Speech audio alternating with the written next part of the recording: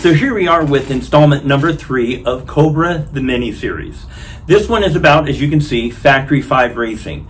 Now, Factory 5 Racing does a really good job of building these replicas. They're up in Maine, and they've been doing this a long time, I think since the mid-90s. They do a great job. I'm sure they build more replicas than anybody in the world by a long shot. They also have 5 different variations of the Cobra that they have.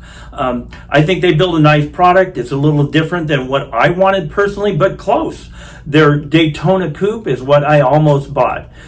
3 weeks before I ordered my Hurricane Cobra, I was going to buy a Factory 5 Daytona Coupe. I thought I wanted, a roof and air conditioning and a heater and so on because of the weather we have in Utah. And I said, hey, I want to build a Cobra. Well, wanted to build a Cobra for decades. So, of course, that's what I went back to, as you know.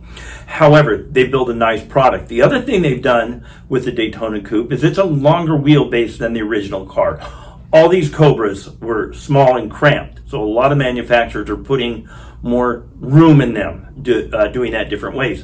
When they stretched the Daytona Coupe, made it a little bigger, the way they explain it is they grew the car by about 6%. So there's nothing on the car, in my opinion, that looks, it's too big, it's in the wrong place, it doesn't look right.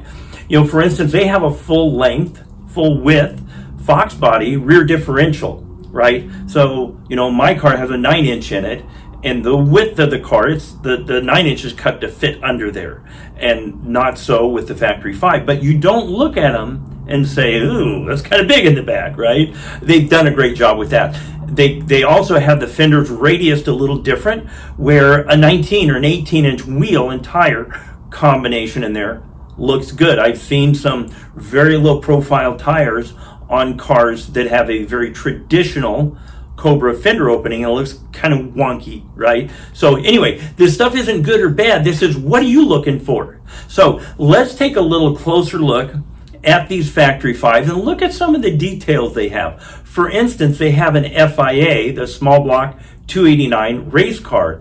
The door on that was different than the doors on any of the other Cobras. When you see it, take a look. It has a little wiggle in the back of the door where it blends into the back fender. They put that detail in their FIA car, which I think is pretty cool. Anyway, Factory 5, let's take a look. So let's take a look at these Factory 5 offerings. They do have a Daytona Coupe. That's the one I had thought pretty seriously about building. They also offer a 427 SC, like you see here. This is like what I am building on my Hurricane car. And then they also offer the FIA 289, the small block race car. Speaking of race cars, don't know if you know, but Factory 5 also builds 2 versions of their own Cobras that are race cars, one of a Daytona Coupe and one of a Roadster. Put on the brakes right now, alright? Not until you tell me what's going on! Alright, I went to look at a car. With Shelby. With Shelby. A racing car. Sort of. One of my favorite scenes from one of the best movies ever. Anyway, so Factory 5 does offer a Daytona Coupe and a race car version, their kit. They also have a kit that you can build as a Roadster, and they have a racing series for that one. So if you're interested in building a race car, maybe you want to talk to Factory 5. They've also got quite a few options as far as rear ends. They've got a 3-link.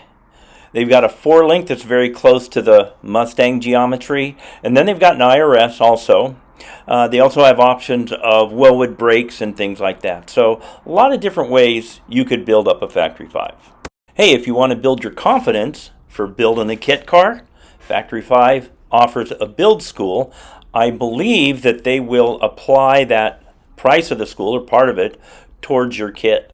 Okay, that's episode 3 of Cobra the Mini-Series. That was, of course, Factory 5. Hopefully you found that interesting. If you haven't found your car yet, it's okay. We got a few more to come. Stay tuned, and I'll see you on the next one.